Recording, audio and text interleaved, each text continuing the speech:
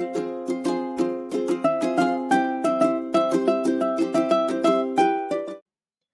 semuanya, balik lagi dalam video kita kali ini. Dalam video kali ini kita akan membahas peristiwa tumbukan pada bola yang jatuh ke lantai. Ini ceritanya jatuh bebas ya. Oke, untuk peristiwa bola yang jatuh ke lantai, khususnya jatuh bebas, ini sebenarnya ada rumus-rumus khusus yang bisa teman-teman langsung pakai ya. Kayak hafal mati aja bisa, cepet. Oke, jadi yang pertama ini kasih keterangan dulu ya. Kalau misalnya bola jatuh jatuh bebas ke lantai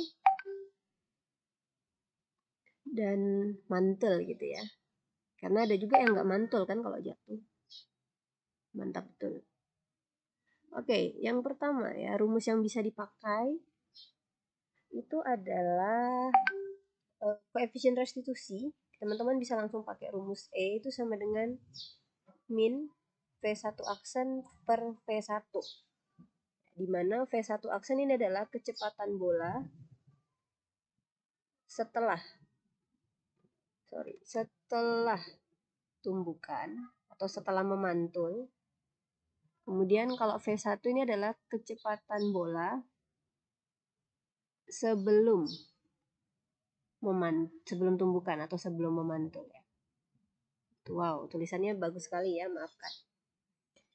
Itu kalau misalnya ada hubungan antara koefisien restitusi dengan kecepatan bola sebelum dan sesudah tumbukan. Ada juga persamaan lain kalau misalnya yang diketahui adalah ketinggiannya. Ya, teman-teman bisa menggunakan rumus E itu sama dengan min akar dari 2G. Ini langsung yang ini aja ya. Kalau yang diketahui ketinggian bisa langsung pakai H aksen per H. Ini akar yang sampai bawah. Gitu. Jadi E itu adalah perbandingan, tapi di sini nggak perlu negatif ya, karena H-nya udah positif. Jadi nanti langsung aja E itu sama dengan H aksen per H. Ya, ketinggian bola setelah tumbukan per ketinggian bola sebelum tumbukan kemudian diakari. Jadi akar dari rasio ketinggian akhir dan ketinggian awal. Kayak gitu ya. Nah, kemudian ini di soal yang B, ini juga ditanyain berkaitan dengan impuls. Ya, kalau ditanyakan impuls, teman-teman harus ingat rumusnya itu adalah I sama dengan F delta T. Ya, boleh juga pakai delta P atau persamaannya gini. Kayak gitu. Biar gak bingung, kita coba aja langsung soalnya ya. Jadi ini ceritanya ada bola nih, masanya adalah 200 gram jatuh bebas. Oke, ingat persamaan cepat yang tadi saya tuliskan di sebelah kanan ini hanya untuk kalau dia jatuh bebas aja ya. Jadi anggaplah di sini ada lantai. Itu kemudian ada bola. Kita harus gambar rapi ya biar kita semangat kalau ngerjain soal itu. Soalnya agak susah, terus kalau nggak rapi jadi nggak semangat gitu. Nah, ini dia jatuh bebas dari ketinggian 125 cm. Jatuh bebas. Oke, ketinggian 125 cm itu kita simbolkan sebagai H ya. Sleo ya, H. Jadi di sini saya tuliskan sebagai H itu adalah 125 cm atau kalau dalam satuan SI 1,25 meter ya. Kemudian masanya itu adalah 200 gram. Dalam satuan SI berarti 0,2 kg. Kayak gitu. Kemudian ini ada keterangan nih, katanya pada saat dia menumbuk lantai, dia kemudian memantul vertikal ke atas. Jadi pada saat dia nyampe sini, dia mantul nih ceritanya. Ini saya gambarin di agak kiri ya. Nah, dia mantul dengan kecepatan 4 meter per second.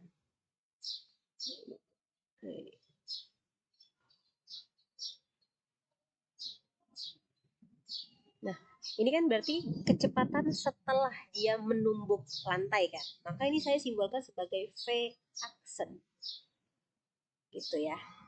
Nah, untuk bola anggaplah simbolnya adalah 1. Jadi di sini V1. Kemudian untuk lantai berarti V2. Gitu ya. Oke, jadi di sini kasih keterangan V1 aksen sama dengan 4 meter per second. Ini ke atas ya. Nah, dalam soal ini yang ditanyakan adalah berapa sih kecepatan bola sebelum menumbuk lantai. Nah, untuk yang A ini sebenarnya kamu bukan materi momentum impuls sih. Ini adalah materi di gerak jatuh bebas. Pakai persamaan yang ini, kalau teman-teman masih ingat. VT itu sama dengan V0 plus G. VT kuadrat ini. Nah, ini. Ya, jadi pada saat dia jatuh bebas, kalau ini jatuh bebas, V0-nya itu 0. Ya, karena dia jatuh bebas. Kan? Maka ini 0. Maka yang teman-teman cari itu di sini, VT yang ini. Pada saat dia menumbuk lantai, itu berarti kan kecepatan pada saat dia mengenai lantai, kalau kamu masih ingat. Jadi yang kita cari adalah VT di sini. Oke, jadi di sini VT sama dengan akar dari 2GH ya, karena tadi kuadrat. Nah, untuk simbol biar gak bingung, VT ini bisa kita tuliskan sebagai V1. Ya, kenapa V1? Karena itu adalah kecepatan bola sebelum dia nabrak lantai kan. Tepat pas dia kena lantai itu dia tabrak pakai kecepatan V1 atau VT. Jadi rumusnya dari situ ya. Nah, kemudian sekarang kita hitung aja langsung. V1 ini sama dengan akar dari 2 kali G-nya 10 kali H-nya ketinggian dia jatuh bebas tadi itu adalah nih 1,25. Kemudian kamu hitung, ini akan dapatlah akar dari 25. Akar 25 itu adalah 5 meter per second. Jadi di sini kita bisa tambahin keterangan ya. T1 itu sama dengan 5 meter per second. Nah, ini adalah kecepatan pada saat dia menabrak lantai. Nah, pada saat menabrak lantai berarti kecepatannya ke bawah kan ya. Nah, oke. Nah, ini kita sepakat dulu. Kalau misalnya ke atas, ini mau dibuat plus atau minus, ke bawah plus atau minus. Pakai warna lain ya. Kita buat di sini sepakat. Kayak biasa aja ya, kita buat ke atas plus, ke bawah min ya. Kayak gitu. Nah, ini karena ini ke atas, ini berarti positif, yang ini ke bawah berarti negatif. Sehingga kalau yang ditanyakan adalah koefisien restitusi, ya teman-teman bisa langsung pakai. Sabar ya, tulis dulu. Koefisien restitusi langsung pakai E ini sama dengan min V1 aksen per V2 per V1. Nah, kalau teman-teman ingat kan sebenarnya rumusnya nggak cuma ini ya. Ini kan ada embel-embel min V2 aksen, min V2. Nah, tapi yang perlu kamu ingat adalah V2 ini adalah lantai. Lantainya itu mau ditabrak sama bola ataupun enggak, kecepatannya 0 karena lantainya enggak gerak. Nah, persamaan yang dipakai hanya min V1 aksen per V1 aja. Jadi langsung ya, sini min V1 aksennya tadi adalah 4 positif, sedangkan V1-nya itu adalah min 5. Kayak gitu. Jadi dapatlah di sini E-nya itu adalah min kali min, min bagi min jadi yang positif 4/5 atau kalau mau dibuat dalam desimal ini adalah 0,8 gitu ya. Jadi koefisien restitusinya adalah 4/5 atau 0,8. Gak ada satuan ya koefisien restitusi. Nah, ingat kalau misalnya koefisien restitusinya nilainya segini, berarti dia termasuk tumbukan lenting sebagian. Nih, saya tulisin deh. Karena saya baik, saya tulisin di sini ya. Lenting sebagian. Gampang ya. Nah, kita lanjut dulu ke soal yang B. Ini saya kecilin dikit ya biar muat ya.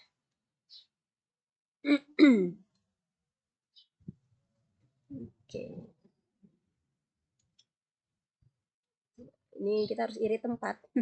Karena soalnya banyak banget yang ditanyain. Yang B, yang ditanyakan adalah impuls. Ingat impuls rumusnya adalah F delta T, bisa juga M kali V aksen kurang V. Dari dua persamaan ini kira-kira pakai yang mana nih?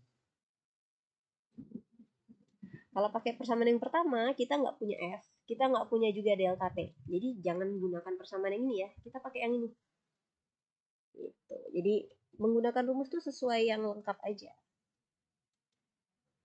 Itu, kemudian langsung I ini sama dengan M, masanya adalah 0,2 kg. Kemudian V aksen, ini berarti V1 aksen, ini V1 ya. V1 aksennya itu adalah 4 positif, berarti 4 dikurang V1-nya adalah min 5. Ya, min 5. Maka I itu sama dengan 0,2, ini 4 tambah 5 jadinya ya, dikali 9. Maka I-nya sama dengan positif 1,8 ya. Newton second. Udah deh dapat impulsnya. Apa artinya impulsnya positif? Tadi kita udah sepakat kalau kalau nilainya positif itu berarti dia ke atas. Maksudnya apa ya impulsnya ke atas? Ini artinya ada gaya yang arahnya ke atas. Jadi seolah-olah si lantai itu menahan sehingga bolanya itu bisa terpental ke atas kayak gitu ya. Jadi itu artinya positif. Oke, kita lanjut ke yang C ya. Untuk soal yang C, yang ditanyakan adalah ketinggian maksimum yang dapat dicapai setelah pantulan pertama. Kayak gitu, pantulan pertama ya. Jadi kalau digambarin, ini kita coba gambar ulang gitu ya, biar lebih rapi ya. Nggak coret-coret gitu. Ini begini. Wow, jelek. Kita ulang. Ini kemudian ini kita gambar. Harap bersabar ya, gambarnya harus rapi nih biar moodnya bagus.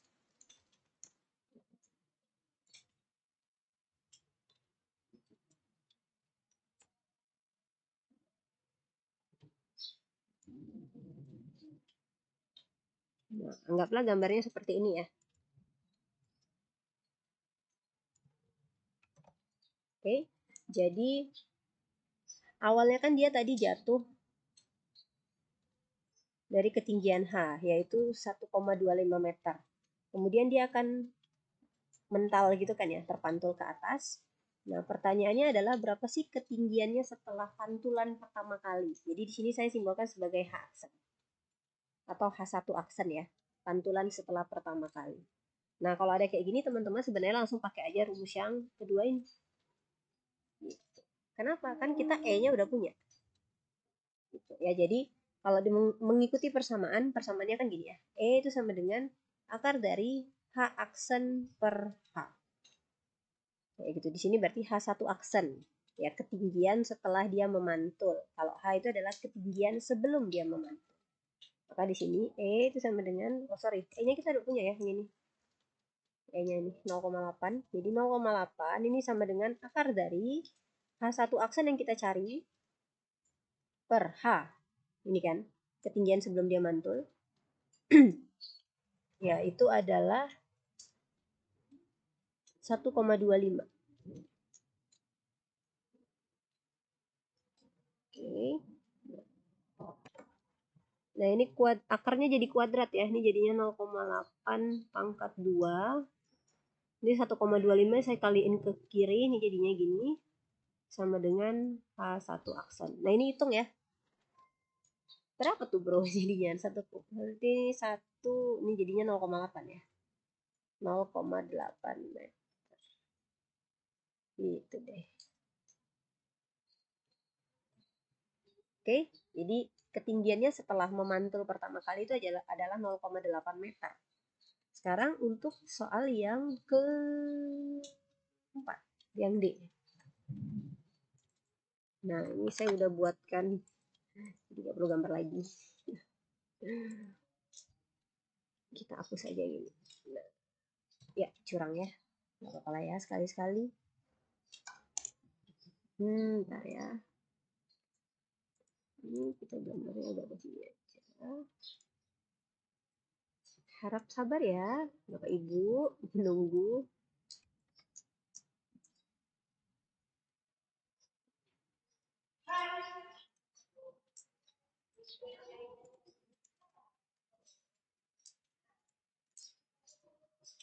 ya. Nah, jadi kalau pantulan kedua kan gini nih. Ini adalah pantulan pas dia jatuh bebas kan. Ini H. Kemudian setelah pantulan pertama kan di sini dia mencapai tadi simbolnya adalah H1 aksen ya. Kemudian dia kan jatuh lagi, mantul lagi, sehingga di sini kita simbolkan sebagai H2 aksen. Nah, berdasarkan rumus ini kan E itu sama dengan akar dari H aksen per H. H aksen itu adalah ketinggian setelah pantulan. Karena pantulan kedua berarti ketinggian setelah pantulannya ini H2 aksen. Kemudian H ini sebagai ketinggian sebelum dia memantul yang kedua. Ketinggian sebelum memantul yang kedua tuh yang ini. Ya, jadi ini H1 aksen. Nah, jangan sampai salah ya.